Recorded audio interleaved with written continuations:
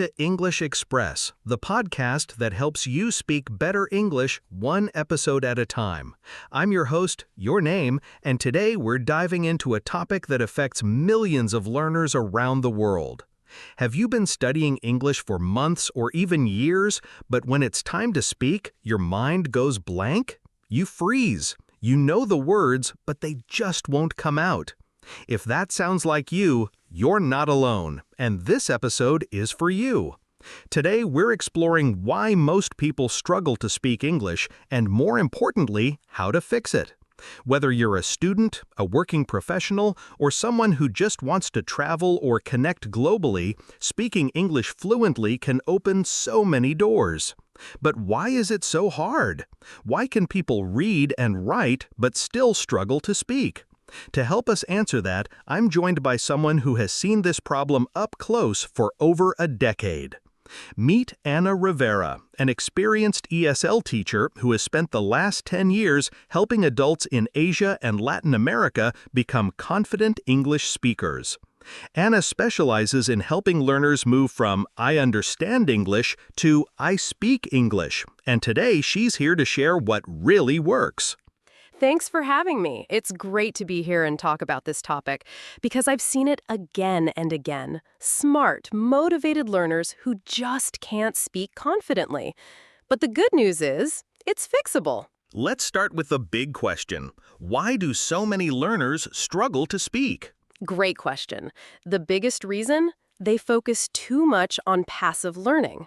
Reading, listening, grammar rules, and not enough on actually using English.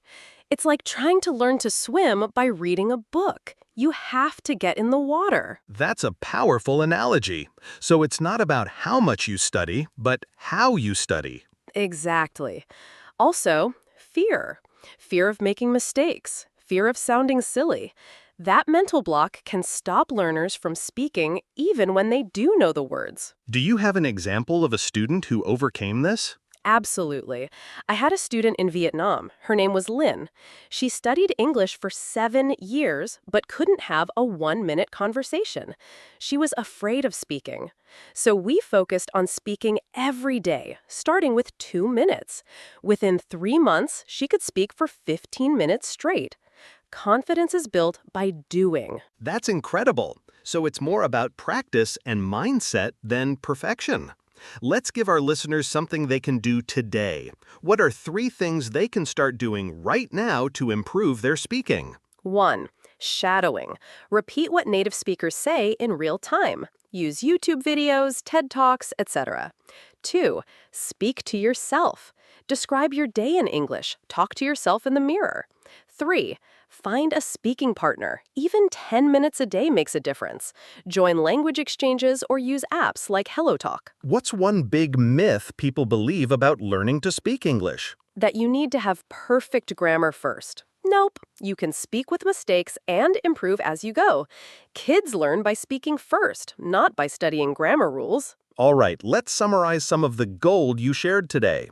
Most learners struggle because they focus too much on passive learning.